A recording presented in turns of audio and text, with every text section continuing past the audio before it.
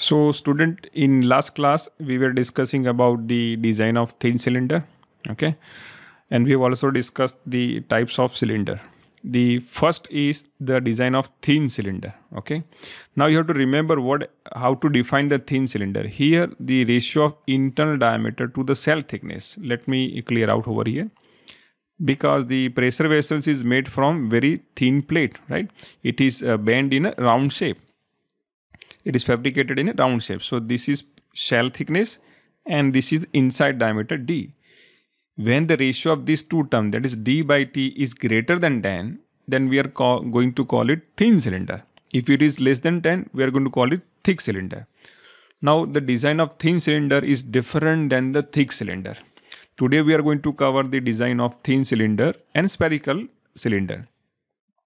Now in last class we have discussed what are the assumptions. We are going to ignore the effect of curvature. We are also going to assume that tensile stresses produced or induced is uniform over the wall thickness. It is not like what we have seen. Actual practice, it is trapezoidal in shape. It is having maximum at the inside and it reduces to the minimum at the outside, right? But because the cell thickness is very low compared to internal diameter, we are going to consider is uniform. Uniform means same across the any thickness value, right? So this is assumptions. Also, we have assumed the effect of restraining action of head at the end of pressure vessel. That is, there is no elastic deformations, or we are going to ignore it, okay? Now, when the thin cylinder cell is subjected to internal pressure, this is important term. Not external pressure, internal pressure. We are going to call it PI. It is likely to fail in the following two ways. Now, student, please pay close attention. How the design of thin cylinder is based on two failure situations. One is what is shown over here, and second is this, right? So first failure is it may fail along the longitudinal sections. Now, students sometimes confuse, because the word longitudinal means always remember along the length. Along the length, right? So here along the length means this is the section. This is the section we are talking about, right? So it may fail along the longitudinal sections. Or you can say it is circumferential failure. Circumferential means the outer circular surface is getting failed. Both are representing same situation, right? So what does it say? It's simply splitting the cylinder into troughs. Troughs means half equal part, okay? Now second failure is possible. It may fail across the transverse section, means these sections, okay? If this is x-axis, let me write over here. This is x-axis, then this is y-axis. So x-axis here present longitudinal axis, right? And this is transverse section. So it may fail across the transverse section, that is longitudinal, means the section which is perpendicular to the axis. So in this second figure, the failure area is perpendicular to a longitudinal axis. That's why it is also referred longitudinal failure, right? So what happened? It split the cylinder in two cylinder cell. So these are two possibilities. Either it is get separated, it failed the cylinder shell in two troughs, or you may have a failure like this, where the single cylinder splitted into two small cylinder cells, right? This has happened because of internal pressures. If it is crosses beyond the safe stress value, thin cylinder may fail by these situations or maybe by this situation, or either condition is possible. So we have to find out a mathematical equation by considering this situation as well as this equation. From both condition, we are going to get the cell thickness, right? Now first is circumferential or hoop stress. That is the first possibility. What is the first possibility? This possibility, right? So this kind of failure across the longitudinal section is also referred as circumferential failure. Circumference means circular surface across the lengthwise, right? So whatever stress is induced over here is referred as hoop stress. Basically, it's a tensile stress. It is called hoop stress, okay? So here, the first failure, that is the first possibility, that is splitting cylinder in two equal trough, right? So hoop stress.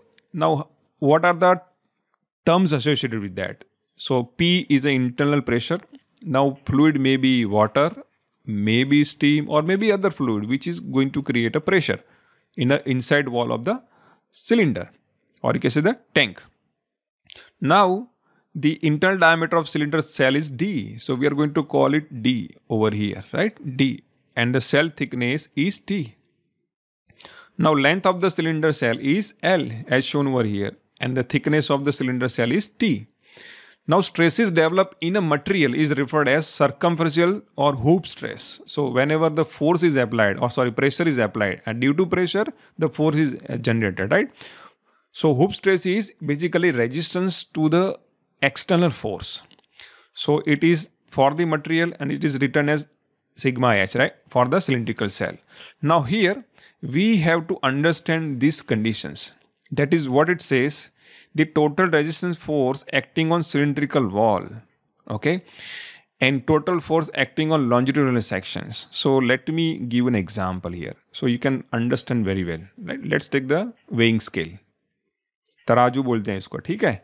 So here I am going to put some weight. Now I want to balance it. So I want pointer to be remain on 0. So let's say I have put 1 kg of weight. So definitely on the opposite balance, I have to put something which actually weighing 1 kg. It may be liquid water, or maybe let's say grass, or maybe the rubber, or maybe the cotton, whatever. But its weight has to be at least 1 kg.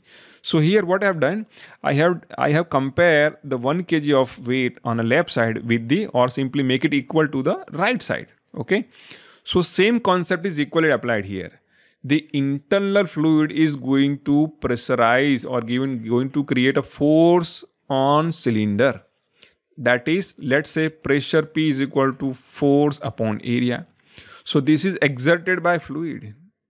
So you can consider F is equal to force exerted by the fluid is equal to simply pressure of a fluid on cross-sectional area. So here we are going to project the area as shown over here. So this is a projected area. Let me draw in 3 dimensions, okay? Let me draw in 3 dimensions so you can understand. So this is diameter D and length L, okay? So here, same is over here. So internal pressure D into L. So this is the external force applied by the fluid on wall of thin cylinder. But the thin cylinder is made up of certain material, and that material is going to resist this external force. That is resistance to the fluid pressures. So that resistance again in terms of force, right? Again, this is also a force F, right?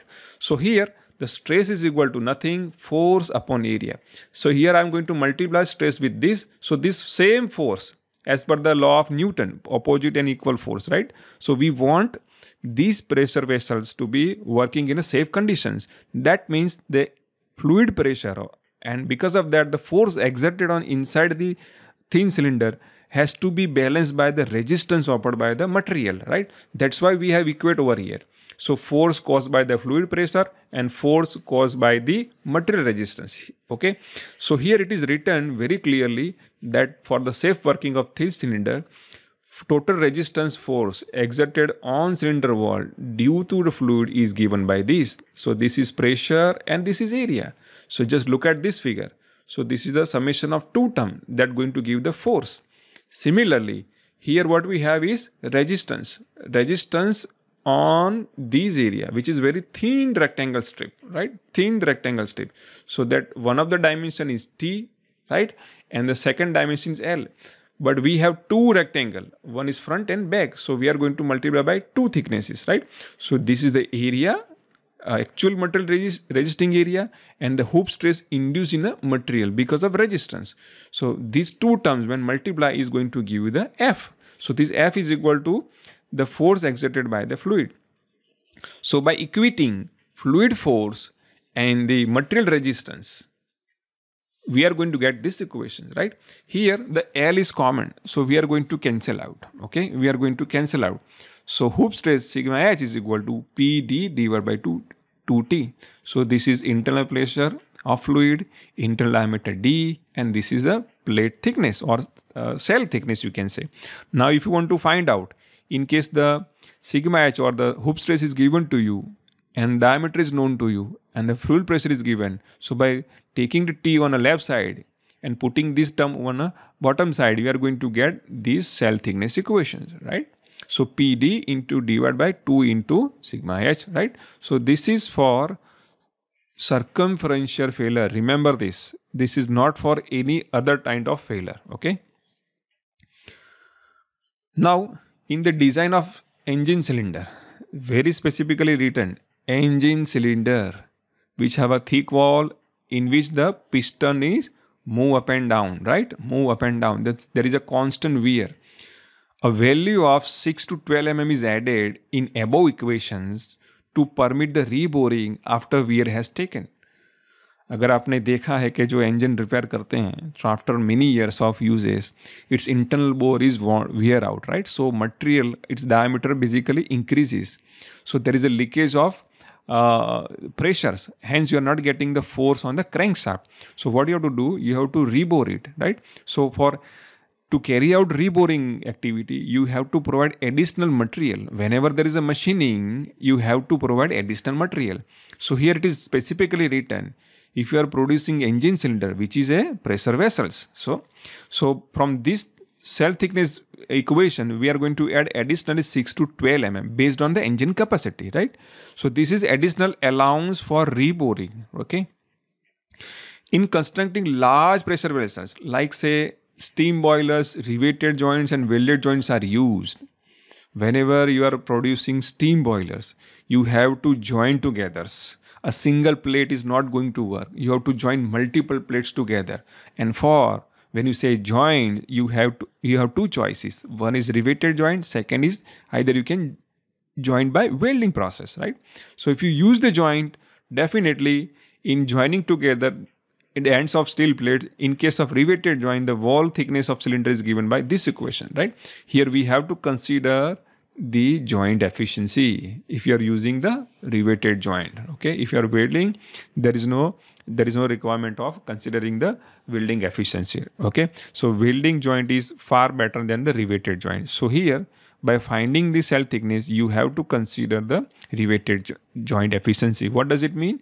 Because let's say you want to join two plates. Okay, so you have to drill the hole. So when you drill the hole to insert the rivet, you are weakening the material, you are removing that much material.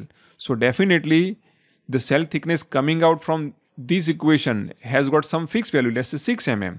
But because of the drilling hole, actual resistance of the cell thickness has reduced. Okay, so you have to increase that value. Let's say 8 to 10. So that is based on riveted joint efficiency. Let's say 0.6, right? 0.6. So what happened? The thickness value you are going to get theoretically will be higher. So this will take care the presence of riveted joint. So here you have to divide by joint efficiency to find the plate thickness or cell thickness if it is given in the numerical. Now let's take the second case.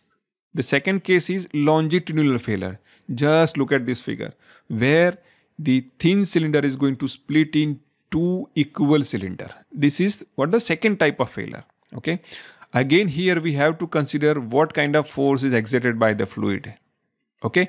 It is again same fluid force is registered by the stresses produced in the circular annular area, right? So same concept is over here.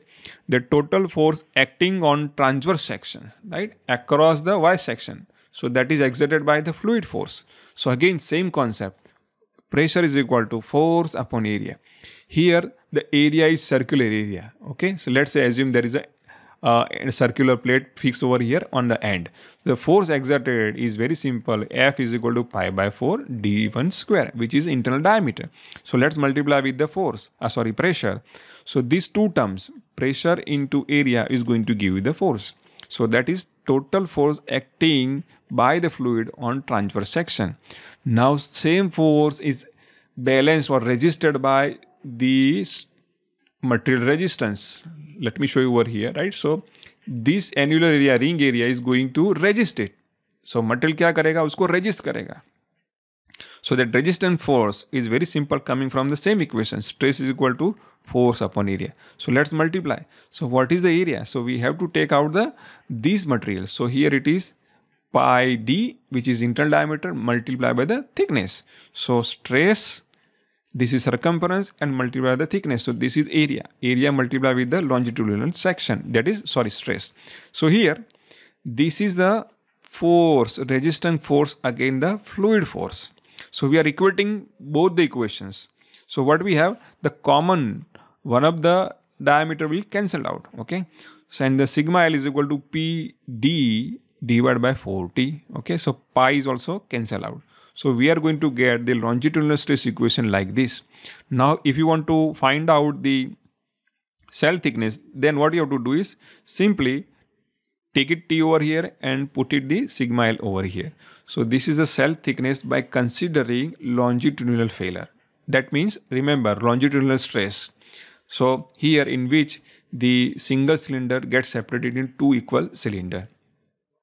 Now, if it is larger cell, then you have to use the joint efficiency. So here we are going to consider NC, right? Is the efficiency of circumferential joint, right? Because here we have to join by additional straps, right? So it is around the circumference.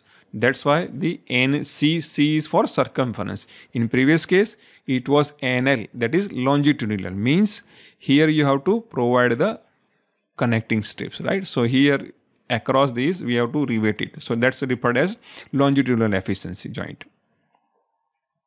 So again, that is circumferential joint efficiency. Now longitudinal stress is, if you just recall this equation, longitudinal stress, that means sigma L PD into 4 is half of the hoop stress. So just look at the previous equation. What we have is, here it is P into D divided by 2T. But in case of circumferential, what we have is 4T. So you can say sigma L is half of sigma hoop stress. This is what written in the words, right? So longitudinal stress is half of the hoop stress.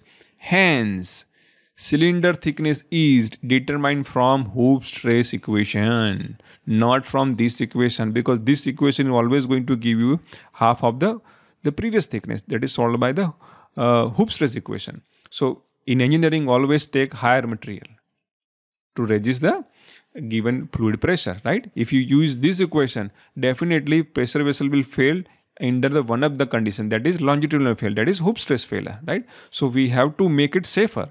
So by taking higher value, we are making pressure vessel safe in both conditions. That's why here it is written very clearly. So cell thickness is determined from hoop stress equation for safe working of pressure vessels, not by only longitudinal stress. Now let's talk about the design of thin spherical cylinder due to only internal pressure. Now spherical cylinder, this is simply again the synonyms of pressure vessels. Do not confuse, right? But the shape is spherical. Now every spherical vessel has storage capacity, which is termed as V, maybe in terms of liters, right? In terms of liters. Now volume has got one unit is m cube, that is length, breadth and height that we know, right?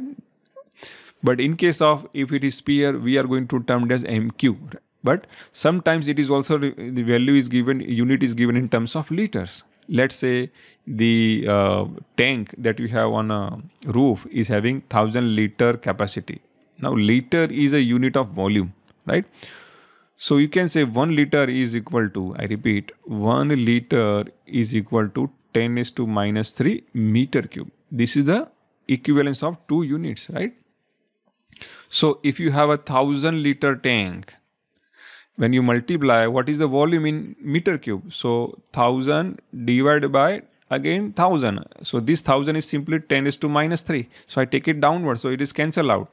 That means when you have a 1000 liter capacity, cylindrical capacity of pressure vessel, it is referred as 1 meter cube capacity in terms of meter cube unit. Okay. So do not confuse. The volume has 2 units. Either it is meter cube, but sometimes people refer in terms of liters, right? Let's say the case of refrigerator. Let's say 210 liter capacity of refrigerator. What is this? This is simply the open space available to store the vegetables. This open space in terms of liters, 210 liter capacity, including freezers and refrigerators. Okay. Now the P is intensity of internal pressure. So whichever fluid may be stored, maybe steam, maybe oil, or maybe something else at higher pressure than the environment pressure. Now the diameter of cell, that is this internal diameter of cell, D. Now, and the T is referred as cell thickness, that is given here. and the stress is permissible tensile stress is for the cell material, sigma t. Now let's say, how can we find the diameter of such spherical cylinder? We can find it from the volume equation. So volume of spherical cell is 4 by 3 pi r cube. I hope you are able to recall from the standard 10, right? Now here, instead of taking r, we are going to replace by d by 2, means in terms of diameter, right?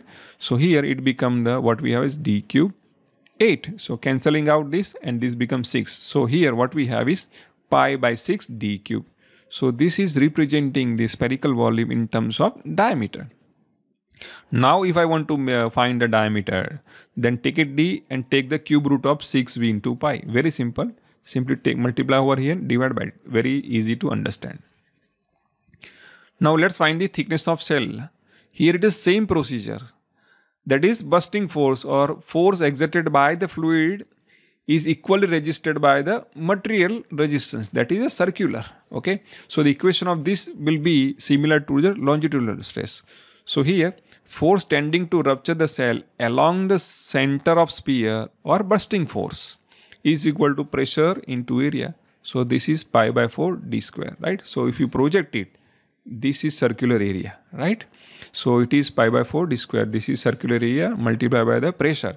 So that equal to the bursting force F caused by the internal pressure of fluid. Now this fluid pressure is equally resisted by the material, right? So resisting force of cell is equal to stress that is produced in this ring area, that is this ring area, annular area, into resisting area, right? So the equal resistance force is applied on this annular ring area, right? So this is very simple. So here it is stress in this area, and what is that area is very simple, pi d circumference multiplied by the perpendicular to the its longitudinal or one of the axis, that is cell thickness t. Okay, now equating these two, that is fluid force or bursting force and the resistance of cell. Now cancel out the common term, so you end up with the same equation, that is p d into 4 by t. This is also similar to the longitudinal cell thickness value, right? Now let's consider the joint efficiency. It may be riveted or maybe other kind of joint is used. Mostly riveted joint is nowadays not used, but the welding is used, right? So here you can find the cell thickness by considering the joint efficiency. Okay. Now just recall this equation is similar to this equation, that is longitudinal stress equation, right? Here, look at this very carefully, right? Same thing is applied over here in case of spherical cell. Okay. Now let's try to solve a few numericals so we can understand what's going on. Okay. A spherical cell having capacity 600 liters, right? अपने पास क्या है, एक spherical cell है, उसकी capacity कितनी है, that is given in terms of 6000 liters. Okay. Is subjected to internal pressure of 1.4 Newton. तो उसका जो प्रेशर है, that pressure is 1.4 Newton per millimeter square. Now we have to determine the thickness of cell. What should be the cell thickness so that it can store the liquid of 6000 capacity in terms of liters and also able to resist the 1.4 Newton millimeter square pressures. Now permissible stress for the cell material is 62 Newton per millimeter square. So here the shape stress is given, how much it is, 62. So in any case it should not be more than this, otherwise what happened, this spherical vessel will burst. Okay, and the joint efficiency is, you have to take 76%, so it is given 0.76, right? Now to find the cell thickness, let's say the cell thickness equation is very simple, P into D divided by 4 into stress into joint efficiency, right? So we have pressures, we have stress value, we do have given the joint efficiency, but we don't have the diameter. So this diameter can be found out from the volume equations, right? So volume of spherical is given by, spherical cell is given by pi by 6 d raised to cube, d raised to cube. So here The volume is given in terms of liter, so I'm going to multiply by -3. So this become meter cube. Okay, this become the meter cube. So from this volume equation, we are going to find the diameter of the spherical cell, right? But please keep very close attentions. The volume is given in terms of liters. So I have converted into meter cube. Okay. You can also convert here in terms of millimeters. So here it will be in terms of meters, right? So 2.26 meters. Okay. Now in terms of millimeter, multiply by 1000. So it's going to be 2260. Okay. So here we have found out the diameter of pressure vessels, that is spherical cell, that is D226 millimeter. Now let's find the cell thickness. So cell thickness T is given as P into D divided by 4 into sigma T into joint efficiency, right? So here the pressure P is given 1.4 and the diameter that we found out is how much it is, 2260 divided by 4 into the safe stress, which is 62. So 62 into joint efficiency 0.76. Okay. So from this, if you calculate, you are going to get 21.226 millimeter. So to make it proper value, we are going to take it 22 millimeter. So this is your answer. So at least we have to take the cell thickness 22 millimeter to sustain or to have a capacity of storing 6000 liter of fluid with the pressure of 1.4 megapascal and the material safe stress is 62 and with the joint efficiency 0.76. If any of these variable changes, definitely the dependent variable which is cell thickness is also going to vary. आपको ध्यान रखना है, अगर pressure, diameter और safe stress और या फिर joint efficiency change होती है, then we do have to change the shell thickness. It's a dependent variable. ऐसा नहीं है एक बार हमने 22 फाइंड कर लिया तो अब उसको जाके हम प्रेशर भी बढ़ा सकते हैं, ऐसा नहीं हो सकता है, right? So design is always based on maximum value of material safe stress, joint efficiency and the pressure that you can consider, right? Now let's say the second problem. A cylinder with 160 millimeter diameter and 60 millimeter cell thickness is subjected to internal pressure of 6 Newton per millimeter square. Now here what we have is cylindrical shell in which the internal diameter is given 160 and the plate thickness is given 16 millimeter. Okay. Now the pressure inside Pi is given as 16 megapascal. Now determine the hoop stress. So what is the value of hoop stress in terms of megapascal?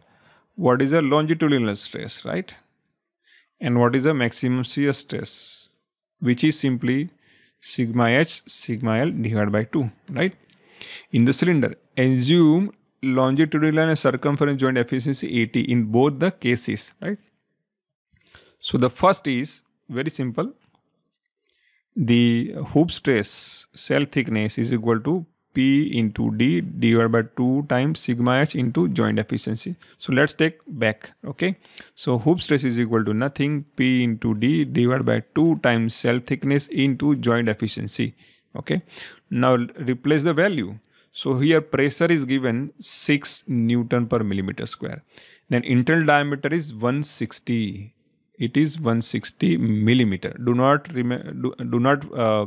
forget to equate the unit.